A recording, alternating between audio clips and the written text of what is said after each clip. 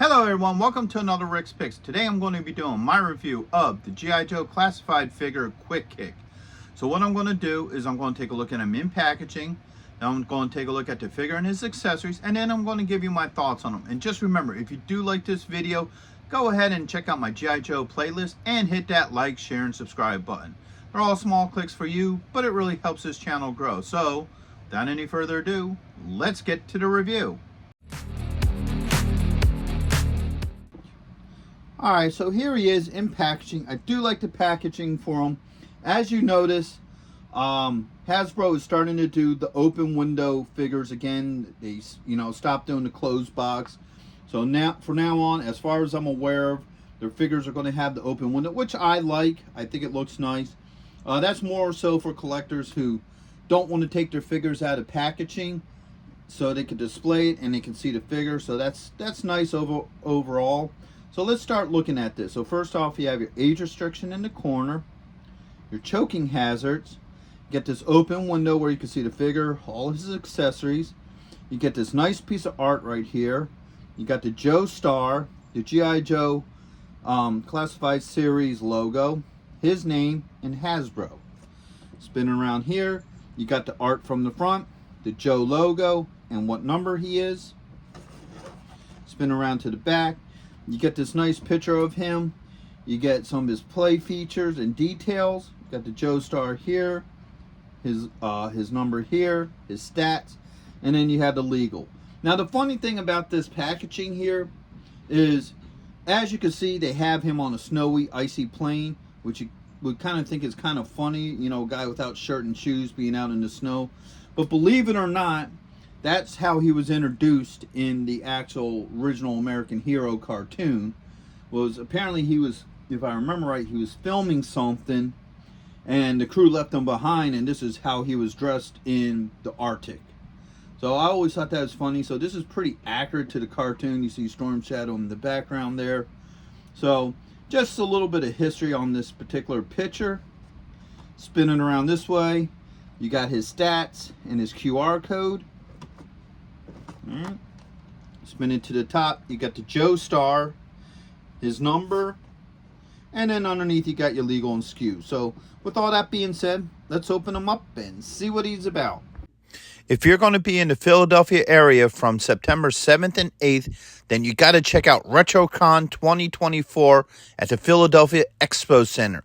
They have lots of great tables and vendors selling all sorts of retro action figures and collectibles. Plus, they have guests, arcade games, contests, panels, and much, much more. In honor of 40 years of Transformers, they will have a 40-year anniversary display stand that you could take pictures with. Special guests will be including Anson Williams, who played Potsy in Happy Days, Don Moss, who played Ralph from Happy Days and also played Eric from Dungeons & Dragons, the cartoon. Actor Lee Majors will also be there, best known for playing the $6 Million Man and the Fall Guy. He was also in Ash vs. the Evil Dead and The Night the Reindeer Died. So not only do they have the $6 Million Man, but they also have Lindsay Wagner, the Bionic Woman. Greetings, Starfighter! Lance Guest will also be appearing, best known as starring in the movie The Last Starfighter, and also appearing in both Halloween 2 and Jaws the Revenge. And right next to him will also be Catherine Mary Stewart, best known for The Last Starfighter and also known for Night of the Comet and Weekend at Bernie's. Voice actor Michael Bell will also be there, known for being the voice of Duke, Prowl, and other iconic 80s characters. So next we have Townsend Coleman, best known for being the voice actor for the original Michelangelo, also the Tick, and in Transformers Animated. The tag team wrestling sensation, the Nasty Boys, will also be there. And after RetroCon, head on over to Arnold's where you can see the rock band Cybernetic Spree. Hurry up and get your tickets now because they sell out quick. So here he is, out of packaging. So far, he's a pretty good looking figure. I like the detail on him. So let's start off with the rotation. All right, so you got this side here, this side here, and this side, and now back to the front. So now let's look at some of his finer details. So first off, I do like the head sculpt. I think that looks really cool. You got the rising sun right in the middle of his headband. All right, this piece here is like loose plastic, which is really nice, gives it a little bit more authenticity. All right, you got his throwing stars along here as well. Now they add this to his pants. They add this design. If I remember right, in a lot of Asian art, I think that's a representation of water. Either water or wind, but I think it would be water, to be honest with you. So I think that's a pretty neat detail. Now he has no shoes on, as the original Quick Kick didn't have shoes as well. But I think this is the first figure they actually did without shoes. So that's a pretty interesting detail. It's a pretty neat sculpt. I think they did really well with the bare feet. All right. And other than that, he has a spot for his nunchucks in the back here. So that's all the major details to him. So I feel like they put some decent work into this figure. So now let's start looking at his points of articulation. So the head does move. You got a shoulder joint with a swivel. You got an elbow joint, a wrist joint. All right. Let's get this other arm up. You have a joint right here under the ribs. All right. And you also have a joint here at his belt line. All right. Next up, you got the thigh joint with a swivel. All right. Spin around this way. You got a knee joint, a swivel right at the bottom of his pants, and you also have an ankle joint. You don't get much movement out of it, but most figures you don't, but it is there, and it does work. All right. So overall, so far, I think he's a pretty decent looking figure. I do like the overall look to him. So now let's start looking at his accessories. So first off, he comes with an alternate head. All right, so he comes with this head here. All right. He comes with a backpack. All right. He comes with a couple different hands. All right. So he comes with a closed fist. All right, another closed fist. All right, and then two open palms. So 1 and 2. All right, he comes with a couple other accessories such as throwing stars, which just looks like it's supposed to be like in mid-flight. I guess it's supposed to, be like him throwing it. All right, a candy bar. I'm sure that's probably a reference to the old American Hero cartoons, or maybe even the comics. I'm not exactly sure. All right, and next up is his weapons. So he comes with 2 swords. All right, 1, 2,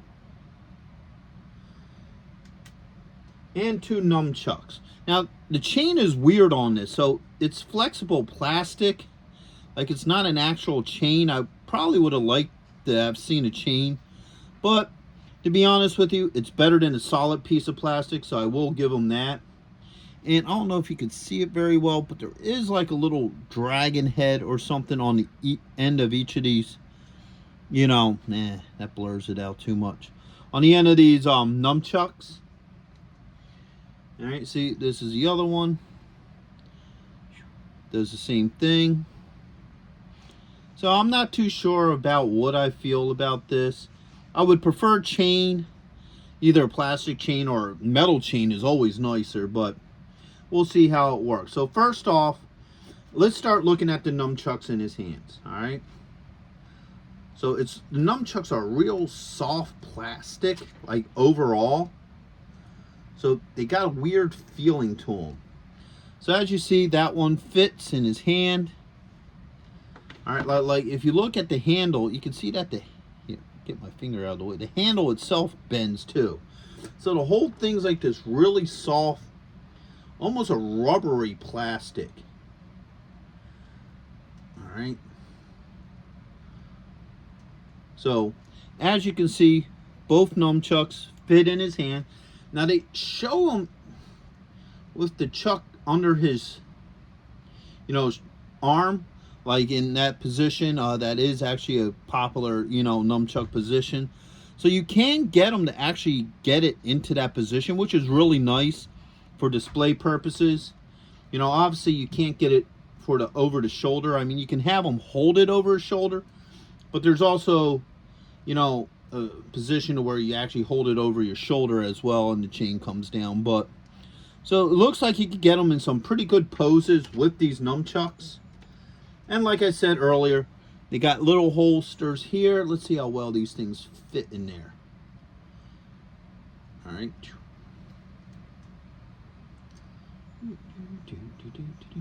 All right, so that fit in there pretty easily. All right, so let's try to get the other one in there. All right.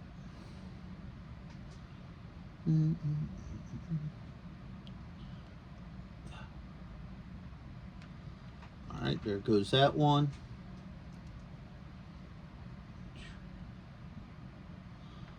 And there goes that one. All right, so as you can see, both of his nunchucks fit very easily in the back here.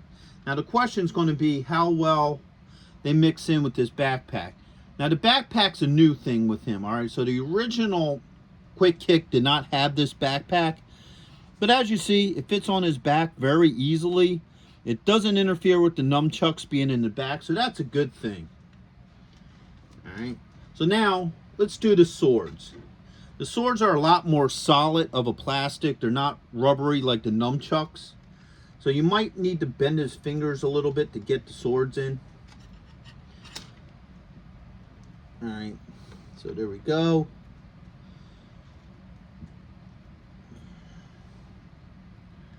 All right, there goes that one. So as you see, both swords fit very well in his hands. Now these were weapons that the original Quick Kick did not come with.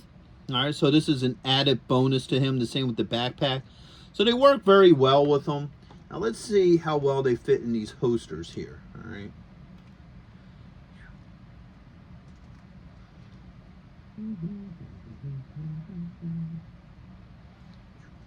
All right, so they fit really easy in there. Not so loose that they fall out of there either, so that's pretty good. Now let's try his other accessories. So you got this throwing star thing here. All right, so that does fit in his hand. So you can kind of, I guess, give him like, he's like a throwing it type position. I don't know what's really the thought behind that, but it does fit in his hand. And next will be the candy bar. All right. That also fits very well in his hands. I don't have any issues with that as well. All right. So it looks like all the accessories fit in his hands pretty easily. I don't have any issues with them. So let's do the head swap. All right. That head came off pretty easily. And that one popped on really easy. No issues with the head swaps. So now let's do a fist and an open hand. All right, that came off. Boop. Now,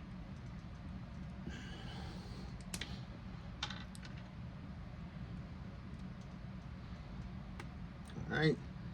So now, if you look at the hands, they swapped out very easily. No issues. The head swapped out pretty well. I don't have any issues with that.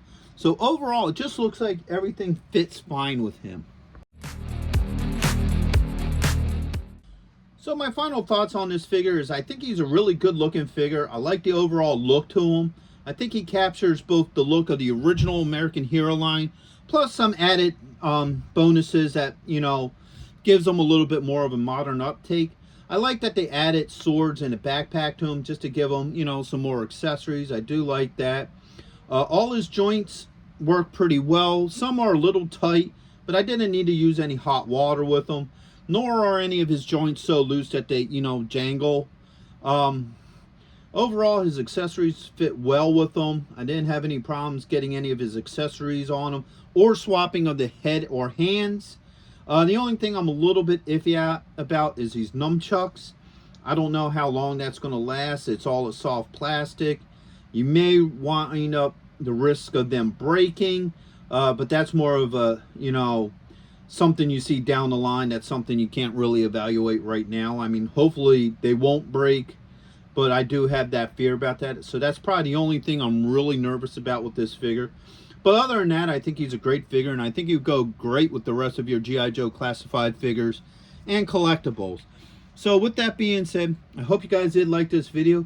If you did, go ahead and check out my G.I. Joe playlist and hit that like, share, and subscribe button. They're all small clicks for you, but it really helps this channel grow. So until the next one, late.